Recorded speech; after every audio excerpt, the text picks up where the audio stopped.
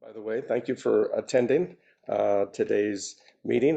We're very excited to have Joaquin with us.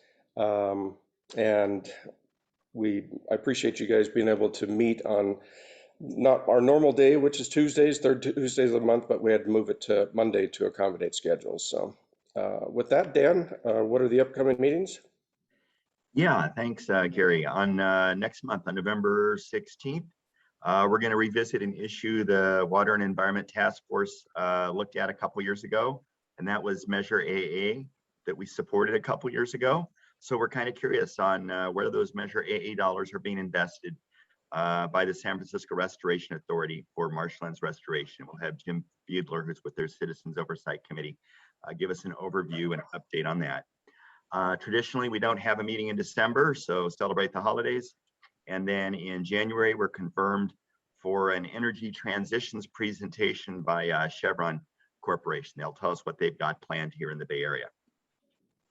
And as always, if you have ideas for the hopper for the Water and Environment Task Force, let any of the planning commission or any of the planning team members or me or Gary or George know, and we'll add it to the hopper. Thanks. Or Audrey. Audrey's also one of our co-chairs. Right. Okay, thanks, Dan. Any announcements from East Bay leadership or any of the organizations on the line? I have one. Yeah, go ahead. I was just going to say, I think Mark Hughes is on the line, but the Industrial Association's hosting its annual Board of Supervisors meeting, and it's on the same day as the East Bay Leadership Council Philanthropy Awards. The Industrial Association will host the Board of Supervisors. Mark, is that 11 a.m. that morning? Yeah, it's 11 o'clock to 12:30, and unfortunately, it's also going to be virtual. We really thought by now we would be able to have in-person events, but the world's just not ready yet. So it'll be 11 to 12:30, and I'll be sending out invitations at the beginning of November. I sent a save the date invitation or notice out, but I'll send invitations out shortly. Well, George, there's nothing unfortunate about that because you can do both. The Philanthropy Awards is at 9 and Mark's event is at 11. So tune in for both from the convenience of your home. Yeah, have a cup of coffee in between, and then do both meetings. Spend your day. Exactly. Well, that was my announcement. It was about the Philanthropy Awards. So thank you. Sorry. No, you did both for me. So I'm just going to put a link into the chat in case anyone wants to visit that and register and get a little bit more information about the event. But we've got some amazing honorees this year. I think it's going to be really touching, as it always is. So hope you'll be able to join us. It's also November 18th. Great. Any other announcements? Well, I do have one, and it's on a personal note, and that is to congratulate Lindy for getting married. I think a lot of you might not know that, but that happened just very recently, and now it's no longer Lindy Lavender, but Lindy Johnson. So congratulations, Lindy. Thanks, Gary. Thank you all. Okay, so it is my pleasure today to introduce our speaker, Joaquin Esquivel. He is the current chair of the State Water Resources Control Board. You'll recall in the past that we've had presentations from the board. Felicia Marcus has addressed our group several times, and so I'm really happy that Joaquin is making the time to spend with us. So I've known Joaquin for quite a few years, back in the time when he was the water ledge person for Senator Barbara Boxer. And back then, I think that he didn't know a lot about water, but he learns very, very fast. You'll find he's very sharp. And so he listened to my stories back then, and when I would go to his office and talk about recycled water, biosolids to energy, and that type of thing. And so that was a good time. And then he switched over after Senator Boxer left office to the governor's office and took care of the state of California affairs in Washington, D.C. And then ultimately came out here to the West Coast and joined the water board, and now he is the chair. And as the chair, it's one of the most powerful seats in the state of California as it relates to water. So we're looking very much forward to what he has to talk about today. Some of you might not know that the State Water Resource Control Board not only manages and sets our water rights, and they oversee 9 regional boards who set and govern our discharge requirements, but the State Water Resource Control Board is also a resource development agency. And so with their vast amount of funds in the state revolving loan area, where they loan to, in fact, they have a very low interest loan, 1% over 30 years for recycled water projects. That's really boosted recycled water development in the state of California. But they also have a drinking water fund and have many projects that are funded out of that. 2 years ago, I was working with the national labs and approached Joaquin about carving out funding for a desalination water hub, and the water board ultimately did that, and that water hub is up and running now. It's being run by the Lawrence Berkeley lab, and so that's a good program, and a lot should come out of the water hub.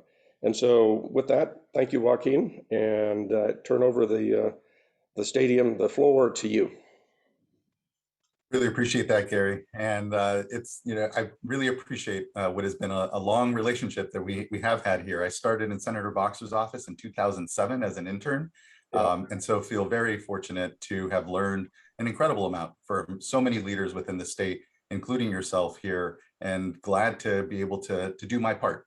And always here as chair of the board, I'm very mindful that I'm simply here to do my part. And so it is, and that is in large part supporting the leadership. Those projects that you spoke of, the water recycling projects that we have been able to support, it's been to the tune of about $1 billion actually over the last about 5 years. And that $1 billion worth of loans here is producing water in the middle of this strip, about 62,000 acre feet of additional supply to communities throughout the state.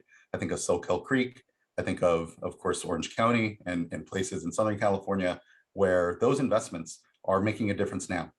And so I just really appreciate this opportunity to join you all and to converse. Really, truly want to hear questions. I know I have a set of questions here that I think are here, some that you've already are looking to explore, but really this ability to have a dialogue and note, this doesn't, this is not a good replacement for in-person engagement, but at least through this year and a half, what we've allowed for is being able to all congregate a lot more easier than we would have otherwise. And I would say even this opportunity to join you here today is in fact supported because of this transition to virtual meetings. And for the board, which has had to, we've had to by hook or crook, and it was something that I was looking to do for a while, transition to virtual meetings. We had to do so pretty quickly. As a public agency making decisions, many of you involved in other agencies that are also decision-making bodies, this time of greater democratization of access to decision-making, I think is actually really important. So comes with some challenge here, but also some benefit, I would add. As Gary said, the boards, the State Water Board, I'm one of 5 here. I hold the public seat, which for me holds a particular importance because it is access to decision-making by the public, greater understanding of governance and the choices that this board is called to make, but importantly, how it impacts Californians, how they can be part of that decision-making so that they can inform us and help us understand their lived experiences and challenges on the ground, which is so important. It's easy, especially at this level at the state board, to oversimplify what are a lot of complex challenges, especially in water, that our communities are facing. And so again, that access to the board's decision-making, but importantly, that participation from all of our stakeholders in either the regional board or the state board's workings are just so incredibly important. And so, for me here inhabiting the public seat, having the honor of being able to chair the board at what are certainly challenging times, but also times of incredible opportunity is something I'm just very fortunate for. So the 5 of us, we then have what are 63 regional water quality control board members, an incredible amount of individuals throughout the state. And I think sometimes easy to forget that the 9 regional boards on the water quality side that we work with and oversee are voluntary boards. And we ask a lot of our regional water quality control board members. So I encourage all of you, if you're interested, to explore service at the state boards. We have, again, incredible challenges, but also opportunity. And you look at the fact that the water boards, as currently envisioned, are a 50-year institution. It's important to remember that not unlike the built infrastructure we all talk about needing to refresh and renew on the water side, we also have softer infrastructure, governance, people. And those institutions are just as important for all of us to refresh, recommit, and re-embrace. And it's not lost on me that if you look back 50 years ago to when Porter Cologne was passed, a few years there before the Clean Water Act, the Safe Drinking Water Act at the federal level, and the Clean Water Act, along with the Civil Rights Act, the Voting Rights Act, and Endangered Species Act. What you have is an incredible moment here in our nation, not unlike now, where we're really having to say, what is it that we want for our communities? What is our future going to look like? And then certainly we had rivers on fire. We had incredible water quality challenges that we're still grappling with today. We haven't overcome completely, but we developed institutions. And importantly, we invested at that time in our communities in making sure that our wastewater treatment plants were up to code and meeting standards now in this new era of needing to ensure that clean water and clean air are the basis of our economies and not an afterthought, not something that we take care of downstream from polluters, but really begin to just best understand how we all contribute here in the state to our common success, which is so intimately tied to water. And so the boards, again, with our 9 regional boards on the water quality side, they implement at the local level. Here at the state board, we set our programs at the state level. We set the framework or the guardrails, if you will, from which the local regional water quality control boards tailor programs like irrigated lands are, one of our newest, our irrigated lands regulatory program, where we're trying to get to the challenge of nitrates at the landscape level. And, and especially in an age of climate change, where we see harmful algal blooms now really becoming quite a challenge. It is the water quality issues that we're facing and going to face in a warming world are just, very front of mind. And again, so critical to our mission. But you add on top of that water quality lens, the Water Rights Administration in the state, which we see certainly this year how challenging the water administration of water rights can be in times of constraint. And just and I probably should have, and hard not to, but acknowledge here at the top that it's been a very difficult year. This drought has impacted communities in the Russian River watershed. We have those all along the North Coast and even up in Klamath and on the Central Coast in places, and certainly in the Central Valley, where we have communities that never recovered from the last drought, still being on hauled or bottled water as a necessity because of lowered groundwater levels. Those groundwater levels haven't rebounded since the last drought. And so this last year, this increasing intensification of drought, where here in the second year, we're really looking at 4 or 5 year, in previous droughts at least, what we would see as effects after the 4th or 5th consecutive, below normal or dry year. And here we just saw in the last 2 years an intense aridification. And to put that in numbers, this last year, the planners of the Central Valley Project and the State Water Project are 2 main large projects here in the state that I'm sure many of you are aware of, had anticipated 1 million acre feet that never materialized in our reservoirs. That's the size of Folsom Reservoir when full.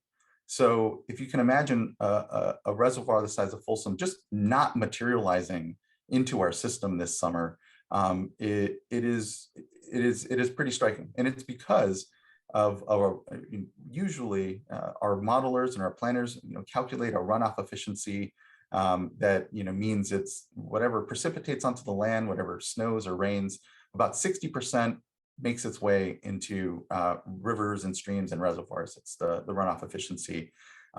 This year we saw a runoff efficiency of 20%, meaning only 20% of the rain and snow, which you look at the amount that we received this last year, and it was more than 77, a banner year for one of our driest year on record, the driest on record. But we received more than that year, but yet our reservoirs are in worse shape. And it's because climate change is here and we have a thirstier atmosphere. We have warmer temperatures, and it means more of that rain and snow sublimated up into the air or just seeped into dry ground. And so this is a condition that we're going to have to continue to anticipate, certainly coming into this next year, but with climate change generally, that even the snow and the rain that does make it onto our landscape, because it is so dry, because it is so warm, we're not seeing the same amounts materialize to then manage. And so, this drought this last year has been incredibly challenging. And here, I think we're all very celebratory for the precipitation that we all received here yesterday evening and into this morning. And we can certainly hope for continued wet and precipitation here, but we're planning for dry. We have to. I think what we're seeing here and what we've heard from the Department of Water Resources is that it would take 140% of normal precipitation at this point to have a normal year. And so that means even if as we do receive some rain here, it will go into parched lands. And yes, with climate change, it's not just about the droughts. It's not just about the deep droughts we'll receive, but also then the flooding, which we know will grow worse. It's looking like some of our climate predictions are showing, and many of you may know this, but that our precipitation may actually be about the same, meaning just the amount, but it's going to come in different forms. It will no longer be the snowpack, which we've depended upon for so long to be its own sort of reservoir, slowly metering out through late spring and early summer. What are supplies that are dependent upon for ag and our communities, but instead will come as rain. It will come quick, and it will be more intense than storms that we have seen before. And so the science of atmospheric rivers, the science of being able to just understand when these events will come and how we can best take advantage of them will be very important to this new climate. I often say, we've built our water systems for a 20th century climate, and we're in a 21st century climate and needing 21st century systems to then be working for it. Part of that is reconciling the built systems we already have to account for this new hydrology that we're going to have to face, these deeper droughts, these flashier floods. But it's also about, we know, the investments. And so there, the board certainly, water rights was a challenge. We need to continue to focus on it, but the board actually has invested 6.3, and as Gary said, we're something of actually far more of a resource development agency, because we invested $6.3 billion just in the last 5 years at the board in drinking water systems, wastewater systems, and groundwater recharge, water recycling, the gambit of projects that we know that we need to be pursuing in a portfolio fashion here. As we here in the Newsom administration say, we have our water resiliency portfolio, and it really is, how do we take a systems approach to our water systems and invest in their core, their foundation, our drinking water systems, our wastewater systems, and also at the landscape level, begin to better manage our resources by recycling water, by connecting the drops, if you will, within our watersheds. And that's work that's been going on in the Bay Area. And you see, I think of certainly the work that San Francisco is now doing to recycle its water, but it also the planning for sea level rise, really a comprehensive approach to our economies and communities in the face of climate change. And water, we know, is such a tip of the spear when it comes to the impacts of climate change and what we'll be seeing. So that 6.3 billion is helping to make the investments in the systems, in our water systems that we need. But I know that the vast majority of the spending goes on at the local level. And if you look here at the, going back, dialing again 50 years ago, the Clean Water Act and the Safe Drinking Water Act, the federal laws came along with a lot of resources. I encounter so many communities here in the state of California who were built out with federal investment and haven't actually seen that real reinvestment in their systems since that federal tranche where, 50, 60, 70% of so many of our smaller systems were actually federally funded. And it was the regression of, the pullback of federal funding in the 80s, particularly as we had a shift to Reaganomics and the idea that you could trickle down these benefits to communities, that somehow it would work. Left either communities with the affluence to invest in their water systems and their aging infrastructure, adapt to climate change, new maximum contaminant limits and threats. You either left communities with the ability to respond to that, the ratepayer base and the affluence to do so, or not. And we see a lot of or nots. And in California, currently, there's about 345 systems that are not meeting maximum contaminant limits. It's about 1 million Californians that it represents. And, but, it's not lost on me that you look at our violations and 95% of our system violations come from those under 500 connections.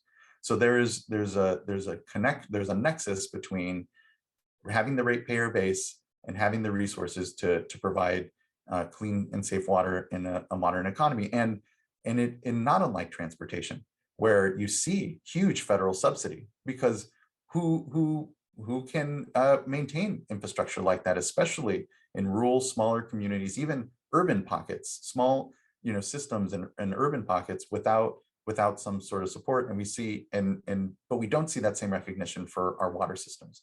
And it is incredibly important, I think, that we embrace what is a discussion in DC, here in the state as well, where just this past budget cycle, because of the leadership of Governor Newsom and the legislature, the board received $1.3 billion for drinking water and wastewater systems, an additional $400 million for water recycling. And so I see that all here at the state level as a down payment for what are really the generational reinvestments we need to be drawing down from DC to our most critical of systems. Because, forget roads, there is no community out there that is being invested, businesses are clamoring to invest in if it doesn't have access to clean water and it doesn't have access to sanitation. Those so fundamental to any economic activity in any of our communities, that bridging the gap to access to sanitation and water is actually such a critical component if we're really going to be serious about economic recovery that buoys all of our communities and not just continues to concentrate wealth in a few. And so, those challenges are front of mind, certainly at the board, in the face of climate change and in the face of just even new threats like PFAS or harmful algal blooms or other water quality challenges that we know will continue to threaten our water system. So the board certainly has its plate full. We all do. Importantly here is to acknowledge and importantly frontline communities that are bearing the most impact from that lack of access to water, from lack of access to clean air, and importantly, needing to see the investments that help us all make sure that we adapt to climate change, to make sure that we have thriving communities in the decades ahead, and to recognize that we're still reconciling systems that we've inherited. And all of that takes a good bit of humility, I think, in the face of what we have.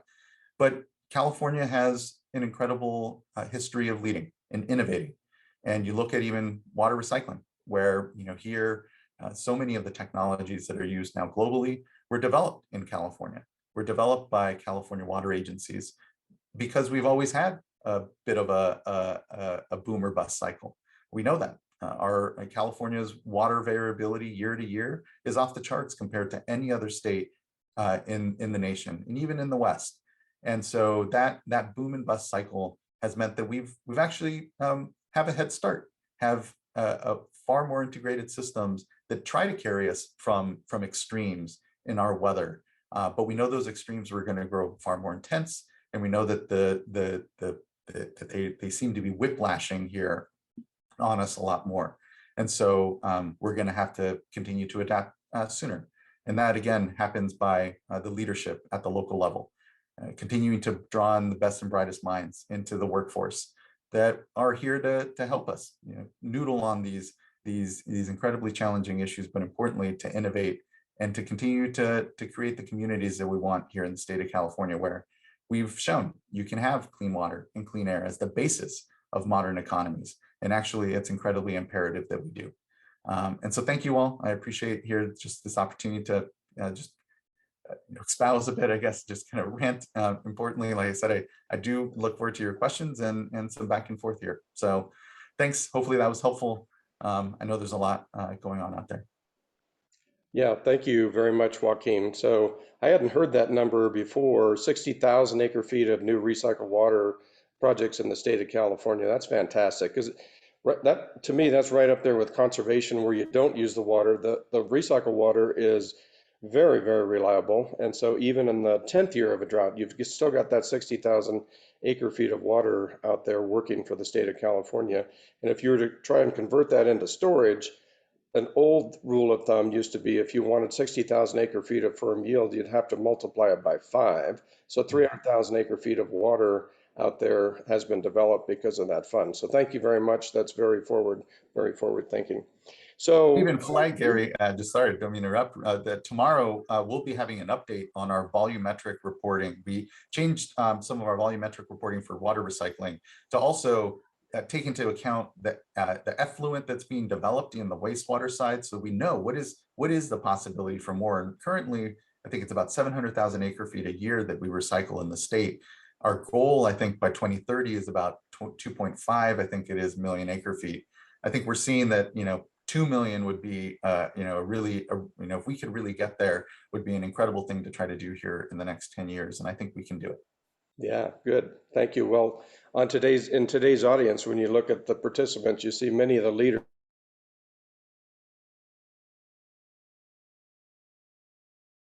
guys that support developing recycled water. So yeah, thank you. So we did have some questions, and before I start, if you have a question for Joaquin, you can raise your hand.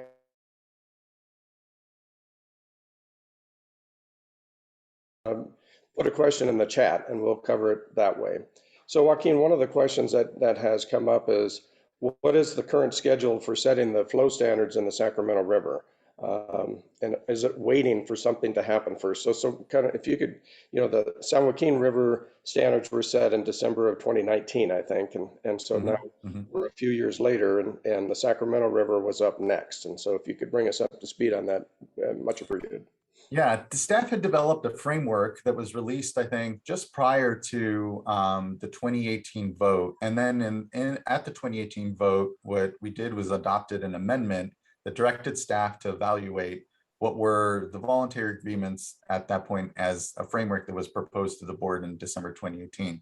Those have continued to be developed, and our staff have actually been at the table as we also finish up our work on phase 2, as it was known, but ultimately the Sac Valley standards. And so those are ongoing. There's somewhat, I don't know if you could say that they're waiting for, but that we know there is a voluntary agreement discussion going on out there.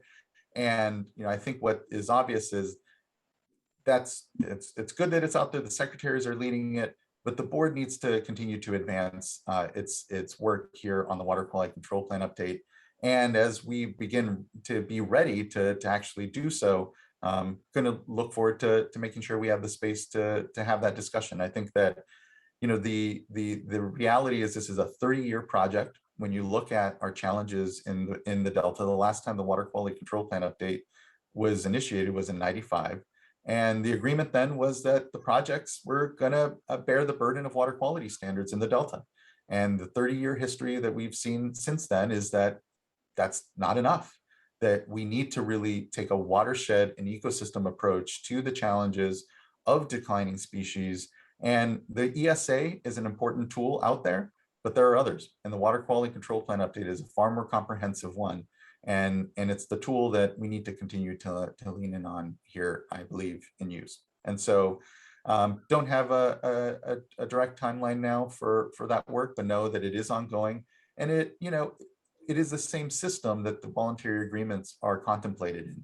So when it comes to just the data and negotiations and work that our technical staff have been involved with and the secretaries in those discussions, they benefit the water quality control plan update. It is all here for all of us collectively, the same discussion, and should be premised off of the same data and analysis. And I think that at the least what the last couple of years have provided it's just equal footing for our technical staff to be in the room to understand what is being contemplated on the voluntary agreements, and to make sure that there is a continuity and a bridge to the board's work on the water quality control plan update. So yeah, hopefully that was helpful for folks.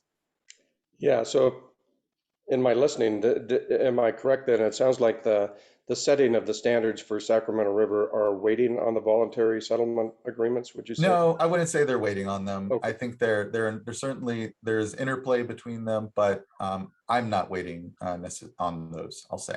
Yeah, okay, good. Yeah, before I go on, I recall in the beginning there, John Coleman, you had your hand up.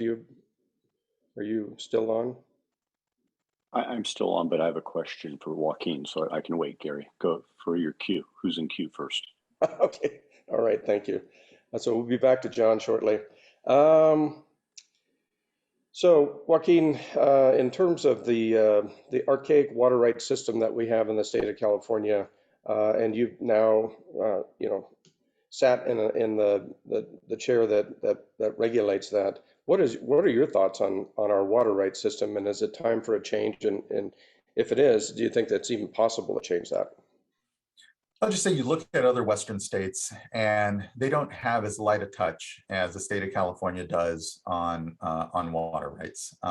There's also other things that are very different, like the fact that we have both appropriative rights, meaning a first in time, first in right, able to store, divert, store, move around water, and a riparian water rights system, which usually have either or. And a riparian rights system is premised off of the rights of those next to those waterways and their ability to then use that water. And so there's ways that we have a very different system in the state. It's been light touch. I'll be candid, we also haven't adjudicated most of our basins.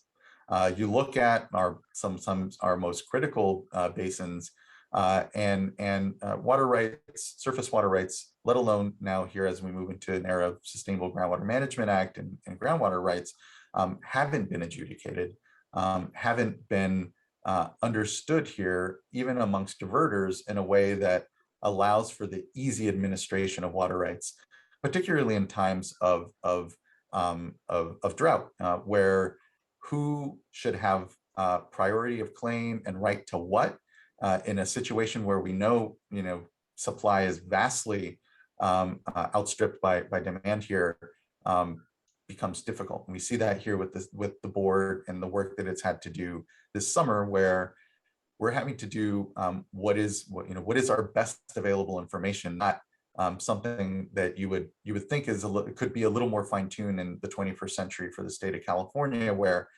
you know what your flow is, you know what your hydrology is, and then pegging it to some water rights order that okay, well, you don't have enough to fulfill your right, you're not able to divert. That sort of what we developed as a red light green light system actually in our cannabis program, because it's our newest water right, we put all these caveats and control over it. What we developed was just a red light green light system where they could know, is there enough water to fulfill my right to divert on a given day?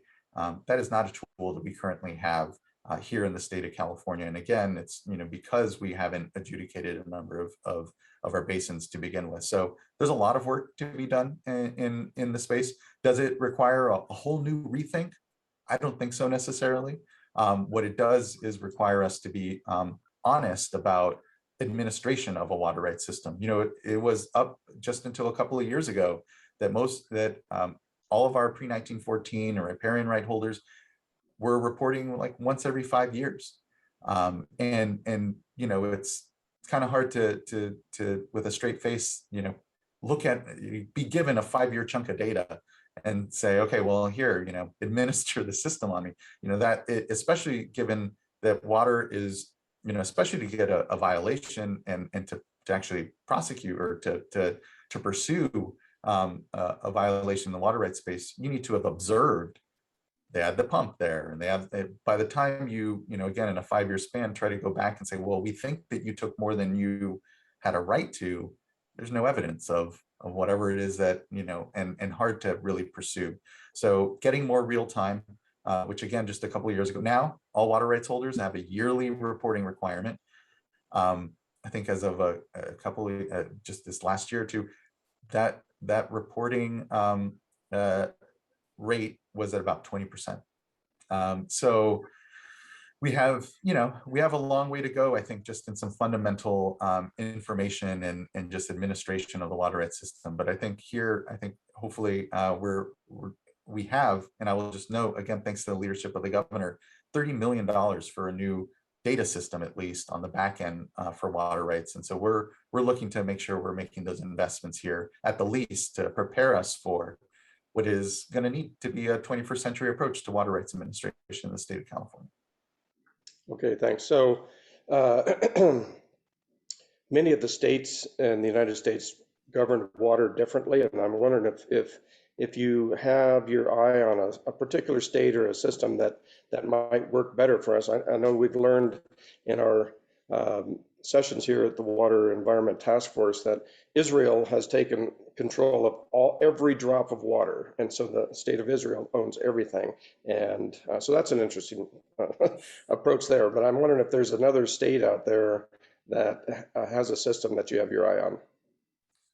Yeah, I think there's elements, we'll say, of a system. We'll always have the uniqueness that is the California water rights system, and so I think it's less sort of just kind of copying and pasting, but I think there's elements, and I think of Colorado as particularly successful and just on the data side, getting a better handle on and adjudicating basins to understand who has priority to what in the system, so that when you go to administer it, you're able to do so far more equitably and and effectively, certainly, because you have that basic information. So I was actually just I had the honor of being appointed to the Western States Water Council last week, and so I know Tony Willardson, the executive director. I got to work with him in DC quite a bit. There's projects out there like WADE and others where it's aggregating water data across the Western states and water rights data as well. So I think there's going to be a greater opportunity to really dive in and figure out how we start to better cross-pollinate some of the innovations going on in our other Western states. Good, thank you, Joaquin. So I've got just a couple of questions that relates to you as an individual, as a person in your role and what you want to accomplish. And then we'll turn it over to the group. I see we have a couple of questions in chat and turn back to John Coleman for his input. So what are the biggest challenges that you face, Joaquin, in this role that you have?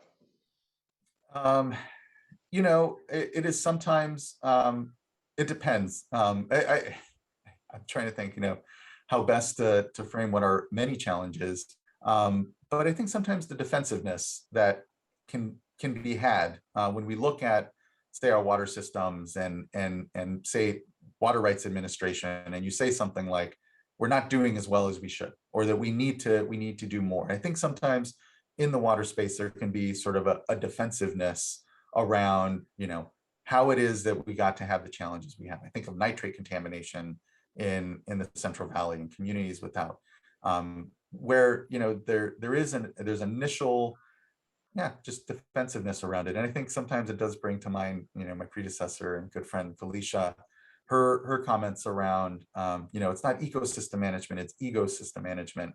And it's the people element. It really is. And I feel, especially coming into state service here, where there are candidly tensions with it can be tensions with our sister state agencies. And worse yet, you get folks in our programs that feel they have to inhabit like, an institutional ego, or they have to be, defensive for the board, or that, we need to sort of, it's some of my most important work has been with Carla, and continue to remind our staff, say, in the Sustainable Groundwater Management Act implementation, or water efficiency, where, we're co-implementing that, or even here in drought response, that it's not about our institutions and agencies, it's about the outcomes in the communities that we serve. And that, for that sake, our state agencies need to put aside what can be those tensions or those institutional egos that the staff may try to inhabit to, get defensive on the side of for the sake of the institution, and realize that it's not helpful. And it actually just creates challenge issues that I have to then deal with later down the line.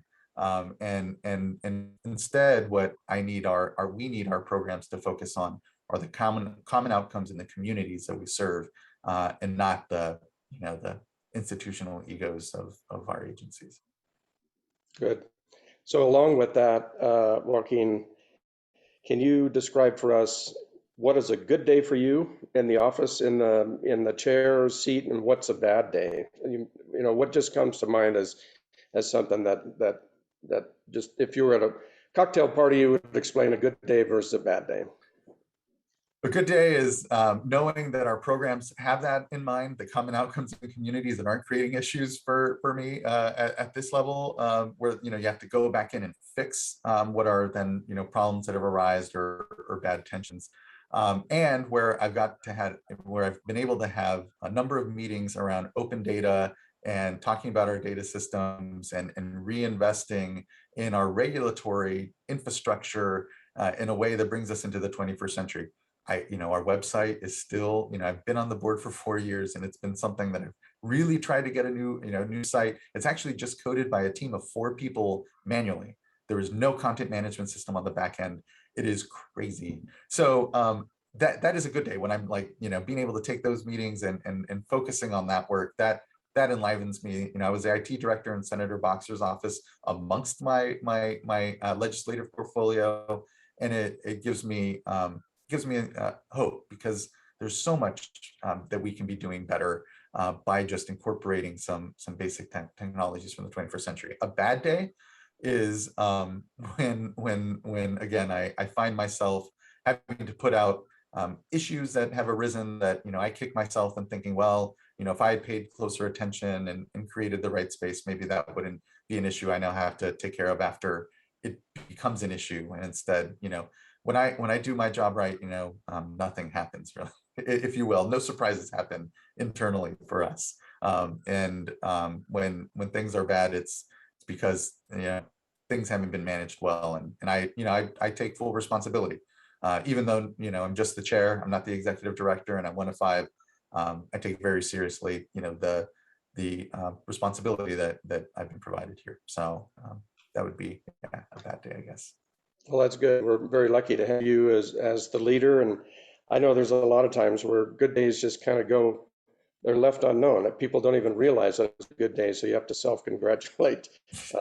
So the final question that I have, and we'll turn it over. Hear about the bad things, though. Quite a few questions. I read a book on aging one time, and as we grow older, there are 2 things that are really a huge motivator for us. One is to keep our independence, right? The car keys, your house, that type of thing. But the other is your legacy. And so, Joaquin, in this position, this is a very powerful position, really kind of the Supreme Court of water rights, et cetera, for the state of California. And this is your legacy. And so during your time, what's the biggest challenge, not challenge, but the biggest accomplishment that you would like to have during your tenure? To continue to improve our public processes, to truly open up and we have incredibly technical discussions that happen at the board. And I think it's sometimes difficult to really access our decision-making in a way that makes sense to folks. And it doesn't help that we don't have a good website, but also just our processes in, public comment and how we help to make sure that folks are actually coming to the board to, if they so wish, and if not, great, don't, no need to, but know that there are opportunities to then engage around issues of water quality, drinking water, water rights administration, and funding. And that, we benefit from that engagement. It truly is, for me, here inhabiting the public seat, wanting to be able to advance, I'm very sensitive and mindful that there isn't a lot of trust in government currently, that we are in an era of great mistrust, actually, and most of what government institutions have to offer.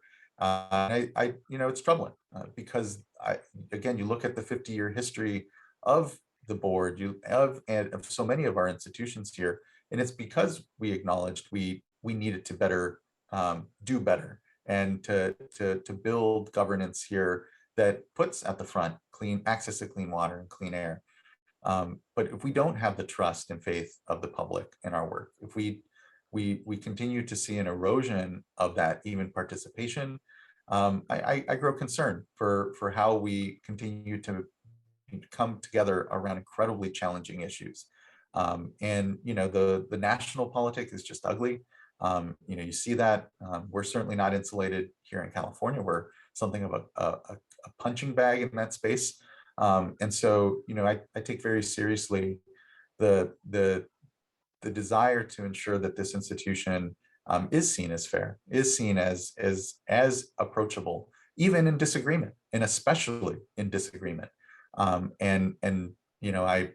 don't want just a space where we have folks who just believe in what we do and are there, but if they are, skeptical, I want them to be. But to express that and engage in that skepticism in a way that strengthens our institutions, our democratic institutions here, not erodes or undermines them. Again, I find myself just so sensitive to that because it impacts our ability to have a good decision-making space.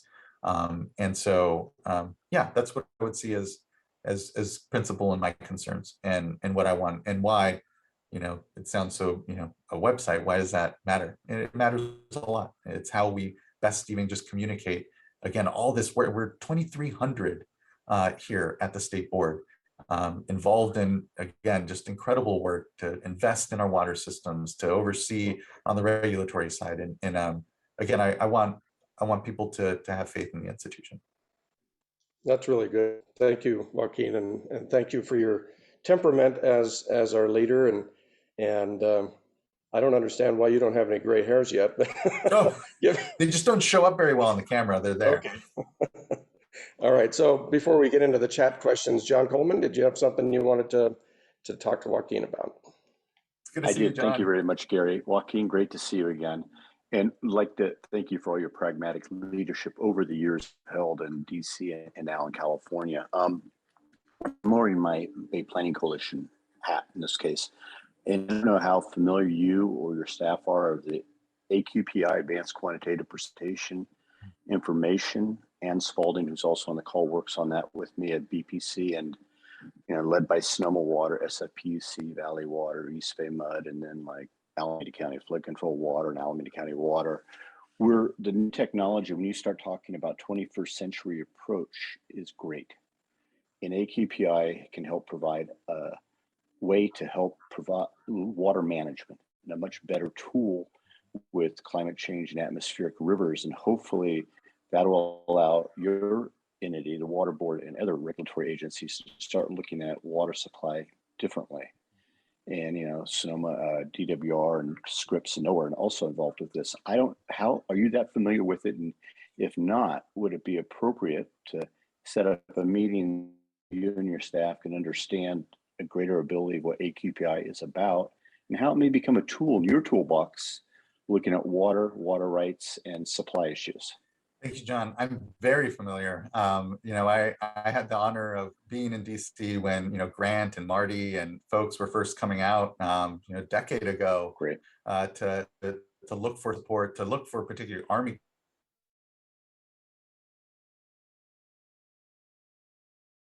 to be so risk averse when it comes to the flood management component, because Senator Boxer was on the Environment and Public Works Committee. So I had the pleasure of kind of having that vantage point of the project, and then seeing and helping to do my part to make sure that the Brown administration was supportive in DC thereafter, and have been just incredibly hopeful and yes. And so the issue is not the issue, but when it comes to that data and that work, we're not water supply managers. We administer the water rights system, certainly. And that, there's, again, a need to really match up what's actually hydrologically happening in the watershed and who's diverting when and where.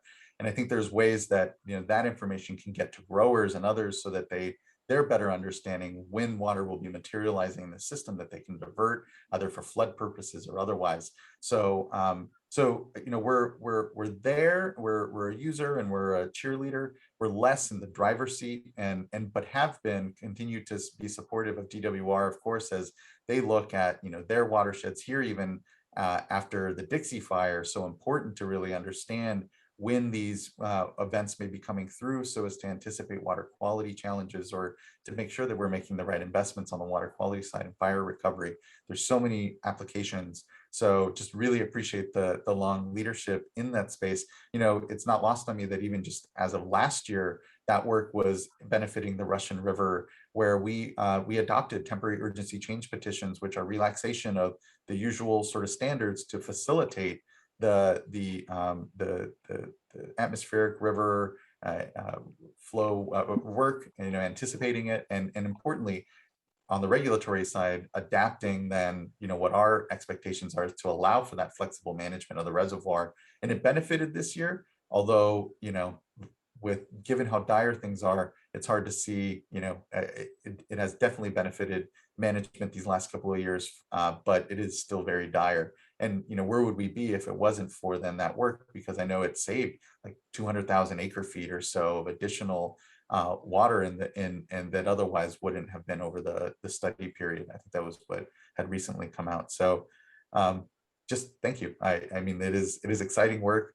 And I've appreciated the categorization as well of atmospheric rivers and their intensity, not unlike hurricanes, because as we know, these atmospheric river and systems will only grow more intense, and needing to plan for them, not unlike the way we do almost for hurricanes, is definitely in the offing. So just thank you for that long leadership on the project, John. Great, thank you. And we're hoping that the San Francisco Chronicle will be running an article shortly. They've done a deep dive into this for the first time for a major newspaper. Awesome. So we're hoping some point this week it'll be running. But thank you for all your leadership. It's greatly appreciated. Thank you. So Joaquin, we have a question from April Treese, and she is the Executive Director of the Bay Area LEADS, which stands for Linking Education and Economic Development Strategies. So April, you can chime in here too if I don't get this right, but her question basically, she was keying off on the $6 billion investment that the Water Board is making, and wondering what impacts that has to our workforce in terms of skills. Do you anticipate skill shortages, or just from a workforce standpoint, what do you see as a challenge? Thank you for the question. We have an incredible amount of retirements that are happening in the water sector actively right now. And over the next 10 years, like all sectors, we're going to see a huge wave of retirements, and that's going to necessitate us to really focus on workforce development, because we're going to be competing with all the other sectors out there for the best and brightest minds. And what we see already are challenges with getting operators, drinking water operators, system operators in rural, smaller communities where the workforce, development and pipeline for folks isn't there. And even if you do well in a smaller system in a rural community, you're usually picked off pretty quickly then by a larger urban system that can more pay greater compensation and pay. And so I think it's multifaceted, the challenges we face in the workforce side. Part of it again is the retirements challenge that we're going to have to face here, and the competition amongst other sectors, but then also just the way our workforce is distributed and how we incentivize, especially for our smaller systems, good operators, and continue to see it as a pipeline, really. And we've begun to have some discussion here with how we best engage in a workforce development discussion with the sector, knowing that CWEA and Aqua and a number of other agencies, we're all challenged here by the same issue. And I think there's ways that we can start to work better together at addressing some of them. For us at the board, we actually administer drinking water and wastewater operator certifications. So getting folks certified, ensuring that we have a pipeline of workforce folks from community colleges, all the way up through the other academic institutions, I think is going to be just really important. I think there's an incredible need. And the 6.3 is what we already invested in the last 5 years. But now with, again, this 1.3 that we just received and the federal discussions going on for a lot more, I think that, we're looking to double or triple the amount of just loan forgiveness and capitalization that's going to be coming to the state if this infrastructure package gets passed, which we know there's a lot of back and forth in DC currently around. But the opportunities are there. And then to your point, the need to have folks in the workforce to be investing, these are projects, construction and otherwise, and need to continue to grow the workforce here. Great, thank you. So a question from Antonio Martinez of Contra Costa Water District. He is seeking a better understanding of, with aging infrastructure, our public agencies struggle with unplanned discharges. And so what is the approach, I guess, to violations? Is it always punitive? And what are your thoughts on just the carrot and the stick, I guess, approach to regulation? Yeah, I appreciate that. It's a balance. And actually, we're updating our sanitary sewer general order now. We're in the middle of doing so. And so, the discussion around spills and what gets reported or are we seeing increases is very salient even now. I think currently now we're not seeing a sharp rise in spills, but there's also, I'll say sometimes a lack of data, at least on the wastewater side if there is a challenge. Right now we're developing what are water loss standards for drinking water systems. So really understanding what's the amount of leakage, if you will, in a system, and as an indicator perhaps of needing to have replacement in infrastructure. We don't, as we know, when it comes to our wastewater systems or sewer systems, they're not pressurized. They don't have that sort of data readily available in a way that is, far more measurable than on the drinking water side. So the amount of leakage in a system, if you will, what is an acceptable amount, but then also, at what thresholds are you reporting spills or seeing challenges? It's all very important, and it's still actually a matter of further technical exploration, I think, amongst the systems out there. But it's an important discussion, and I think when it comes to the balance of carrots and sticks, it's just that it needs to be a balanced approach. I think I'll be candid, the Division of Drinking Water was only brought over to the board here about 6-7 years ago. And prior was at the Department of Public Health and didn't have enforcement staff. We still don't have dedicated enforcement staff on the drinking water side. And it's because it was very much a, carrot approach. We want people to succeed, work with systems. Don't go to, violation. Don't have necessarily a stick in your toolbox. And we know that it just doesn't always work. You need some enforcement in the space. But for me, we're weighted towards helping to incentivize having the sticks out there, but the carrots rather, so that you are, you're helping communities get to the outcomes we want, as opposed to being punitive for not being there. But again, I think it is necessary to have a balance between the two. And we saw a lack sometimes of that balance, I'll just say, perhaps in not having really any enforcement staff on the drinking water side. And at some point you need to show that, there are other alternatives to doing well by the system. So. Okay, thank you. So from Dave Richardson of Woodard Kern, he's asking how you and the board feel that the Sigma process is playing out so far, and if you see the board needing to intervene, or do you see the basin GSPs being effective as proposed? Well, right now, the GSPs are still being evaluated by the Department of Water Resources, and the current tranche that they're noodling on are the critically overdrafted basins. And so I'll wait for DWR to make a determination of, any of those have failed, and then kind of move over to the ledger, if you will, onto the board side. And then, that is the indication that we are needing action, that there is something that is, needing for the board to be done at this stage, at least. And so, but when you look at across the plans, I'll be candid, sometimes what's concerning are the lack of information that should be in the plans, like the location of drinking water wells, the location of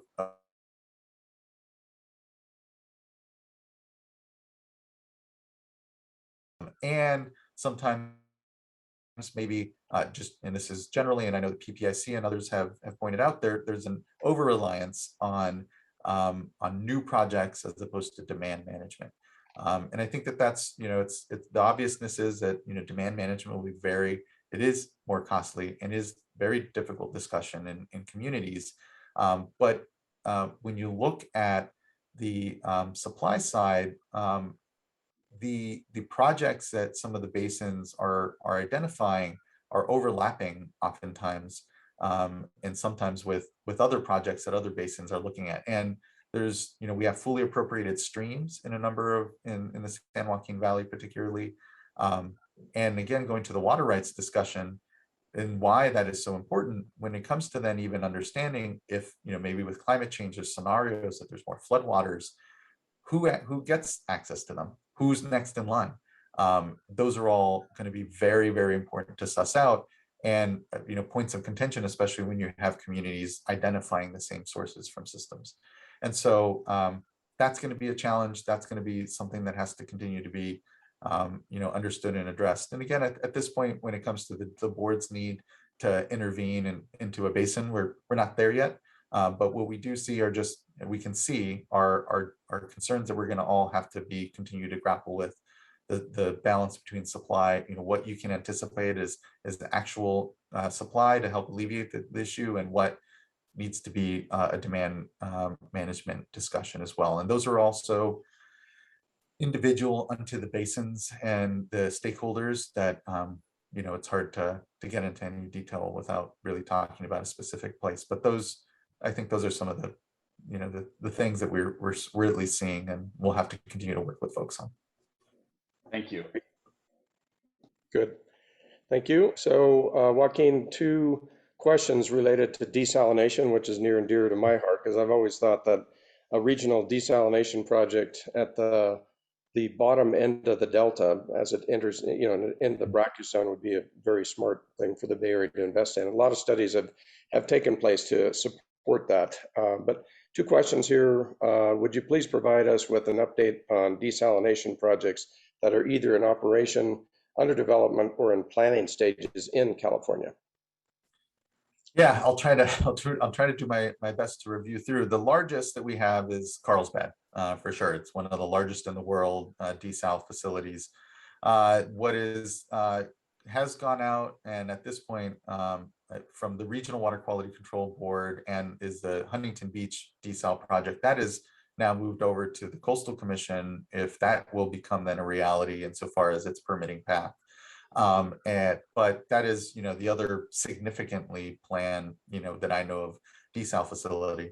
Then there's a lot of smaller regional facilities actually. And there was a proposed desal project for Cal-Am on the Monterey Peninsula, and continued discussion about what that looks like as a component of their future need. But also, I think of, Chino and other places where you have, brackish water and groundwater desal happening as really important projects as well. So, there's not a lot, and it's not like we have a lot of large desal projects, but there are smaller regional ones. And I think increasingly, and I'll note, Fort Bragg now has a desal unit in place thanks to the board and more importantly, their leadership.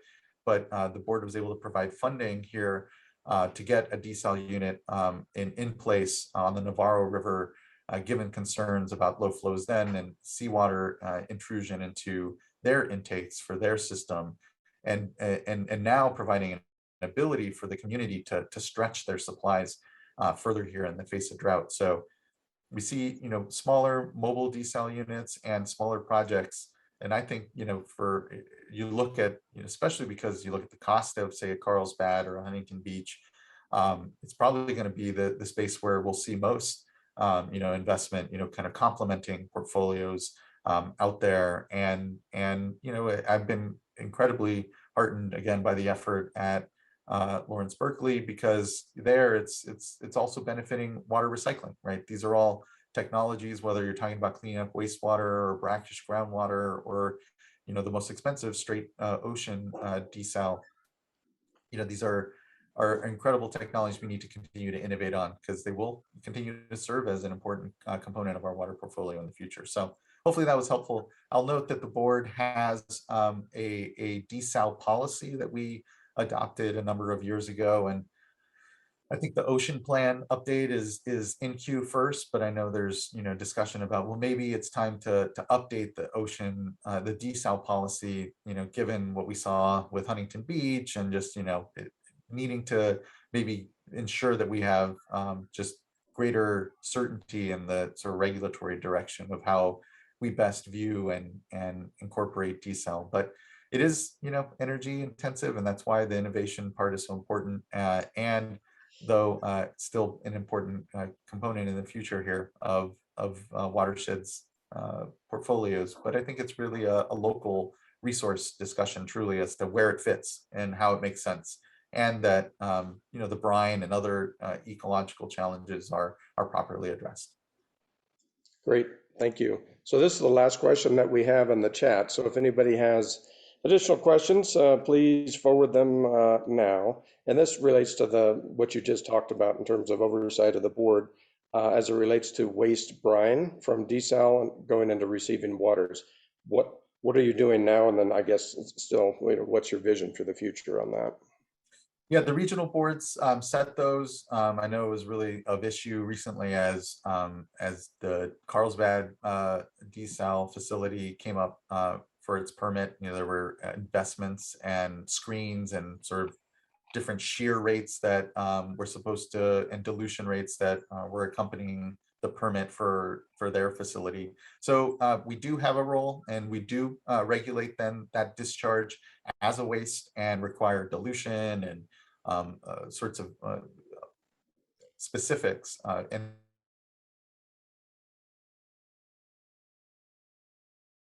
the various permits for the projects. So, and ultimately, it is going to be something that has to be, it's easier to somewhat address. I mean, it's still a pollutant that can harm marine life, but easier somewhat to address in ocean settings. But when you're inland, and is why with the water recycling policy, we require as well salt and nutrient management plans for the watersheds.